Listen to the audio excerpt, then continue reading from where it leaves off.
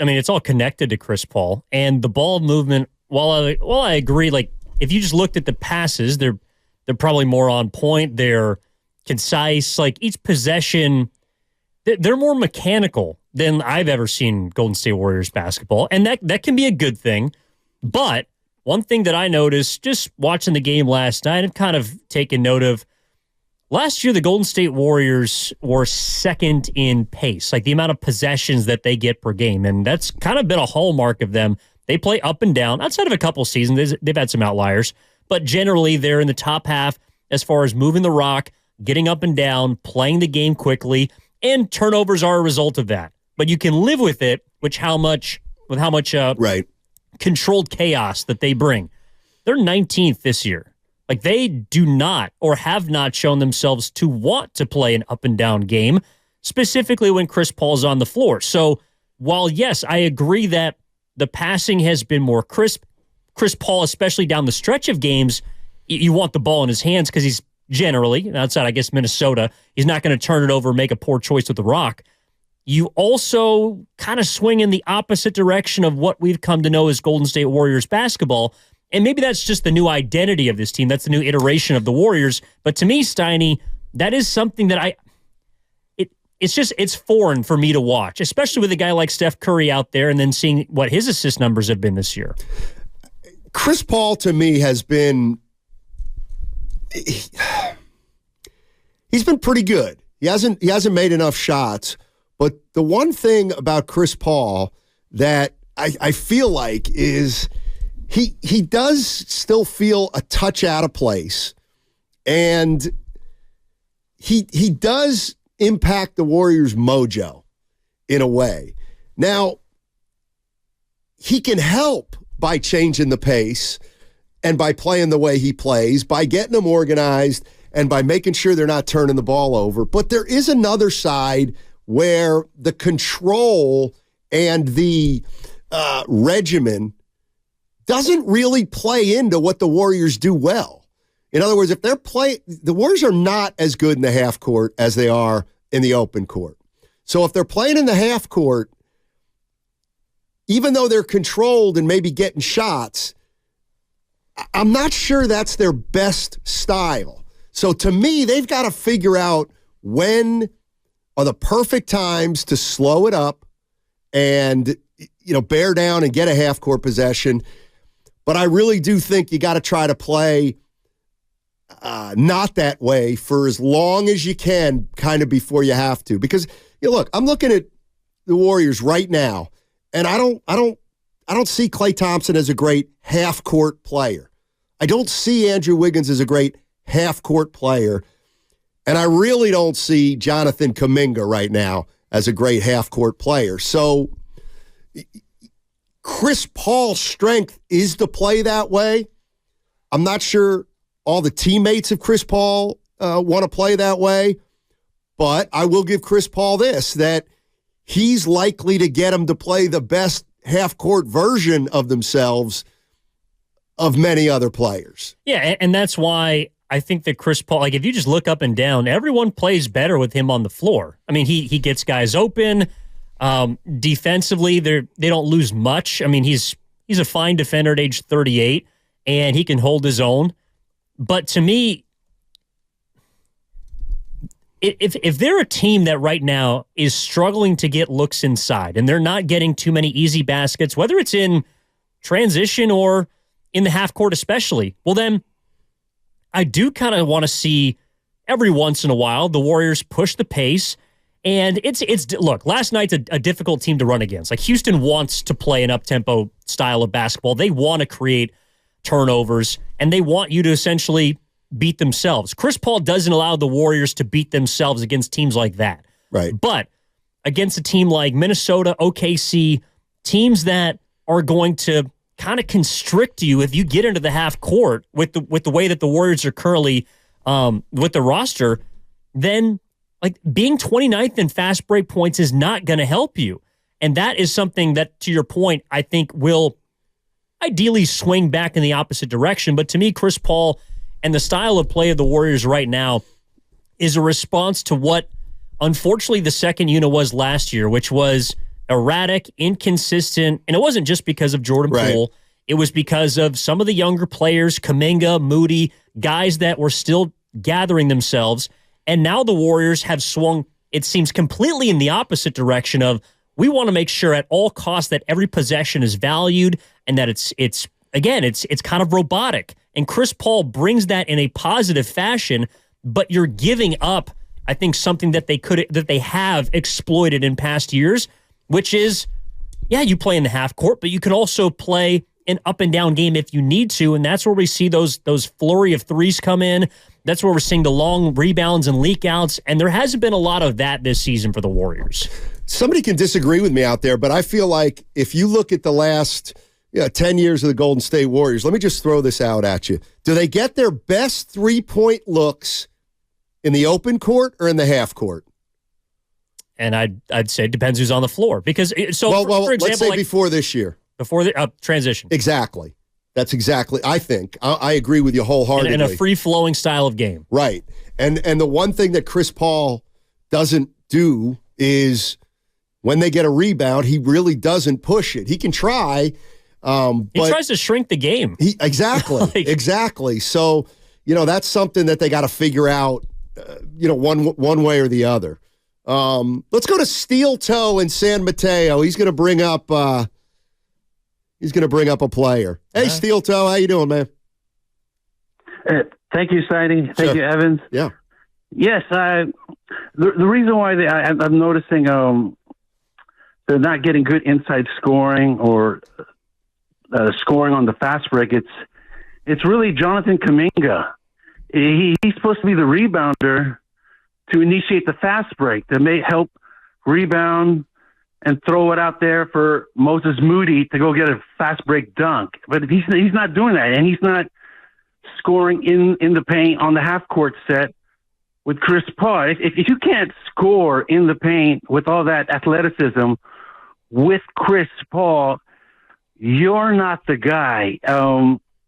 It's been 3 years now. He's kind of a lost cause. He doesn't have a high IQ for basketball.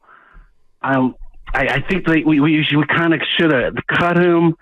And I think even Christian Wood, we were trying to get Christian Wood. Christian Wood would be a better inside scorer and rebounder than Kuminga. And I think the Kuminga is really the problem. And that's why we're at the record we are. Thank you. Thanks, Steel Toe. I appreciate that. It's tough for me to blame a guy who's only playing 20 minutes a night for the team's struggles. That being said, I watched that game last night, and something does seem a little fishy. And what I mean by that is when I saw Moody come off the floor, it was before Kuminga came off the floor. I want to say in the third quarter. And Moody gave him a little bit of energy, and Steve Kerr pops up off the bench and gives him 5, and you can tell says, heck of a job, Moses. That's what we need out of you. And then shortly after, Kuminga gets a technical foul, and I don't know what else. And he gets subbed out, and Steve Kerr didn't get up at all. In fact, Steve Kerr stayed seated and didn't really even look at Kuminga as he came off the floor. And I think the bottom line is the Warriors are really starting to get frustrated because they need Kuminga to be more consistent this year especially, and he hasn't been. And my question would be, whose fault is that, or why is Kuminga so far not taking that third-year leap? Again, we're essentially 20% through the season. Still early, but it's not that early. So why hasn't Kuminga shown that third-year step that we were kind of counting on? Well, I think there's a couple of reasons, but they don't really make sense to me during this span. And the reason why is Draymond Green is suspended.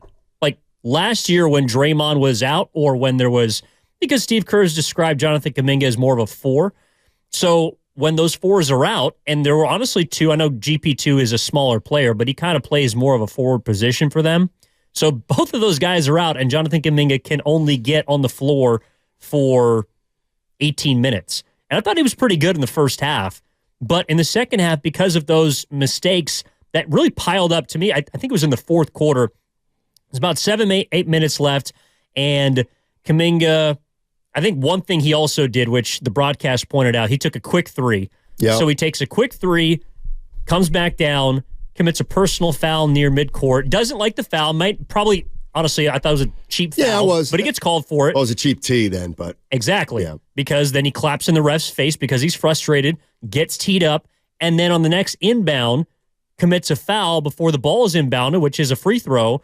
So you've taken your offense out of one possession, even though you probably should have been called for the foul. That turns into 2 points for the opposition. All of a sudden, it's an 8-point game with 7 minutes left. And then Steve Kerr has no choice but to go back to his bench, and Andrew Wiggins comes in, and that's where you see maybe the frustration or lack of, emotion from Kerr spew out. And this is why I think it's been so frustrating to watch Kuminga. I'm not saying that instance is who he's been, but when the Warriors are 6-8 and when they're trying to get off the canvas and they're a team that's battling for wins right now, as a head coach, you probably just can't have spans like that. You can't have mental breakdowns like that because games are so close and in such a balance that a possession here, possession there might matter. And it's unfortunate that Kuminga has, for whatever reason, become the poster boy for these situations for a lot of people because, again, I thought he played well. I thought he gave them good energy in the first half. But in order for him to be trusted by Kerr, and for whatever reason, I don't see that from Steve Kerr right now. I still don't feel like even in his third season, he trusts Jonathon Kuminga for long, extended periods of time. And it's tough because I think Jonathon Kuminga gives the Warriors their highest ceiling because he's one of the few players that actually has elite athleticism on that team. He's one of the few guys that can get up and down with a team like Houston, that can stay in front of someone on Minnesota, but for whatever reason, he has not earned the trust of his head coach to essentially be given the leeway to do so. I think that's, you just reminded me that one of the things I think is the issue with the Warriors is, what do they need more than anything? Or what's one thing they really, really need? Athleticism. The problem is they need more than just athleticism. They need athleticism combined with know-how. Yep. And Kuminga can't give you both. I'm looking at his numbers right now. He's in his third year. He hasn't yet. Right. I'm looking at his numbers right now. So in his rookie year, he played 17 minutes a game.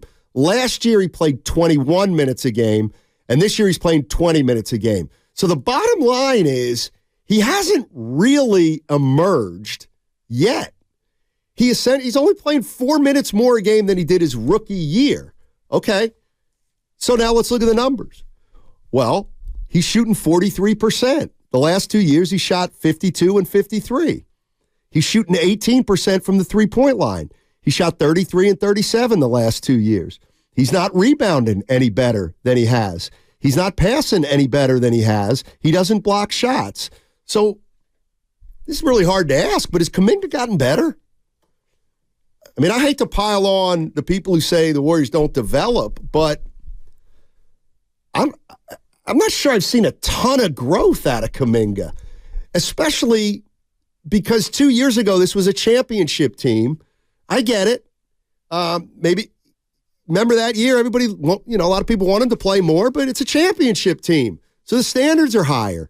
I think what's most troubling now for the Warriors is they're 7-8, and Jonathon Kuminga is still having trouble emerging.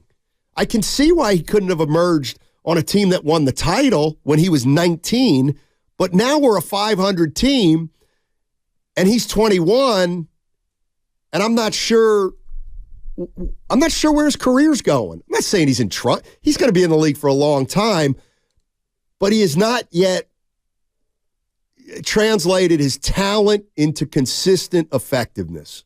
Yeah, look, and I think Moody is also kind of an example of that. Like, if you look at his numbers, they're a bit better because he's playing more, but he's gotten a little more opportunity, and there was a question to Steve Kerr about Moses Moody specifically if he's going to play more minutes, and he did last night.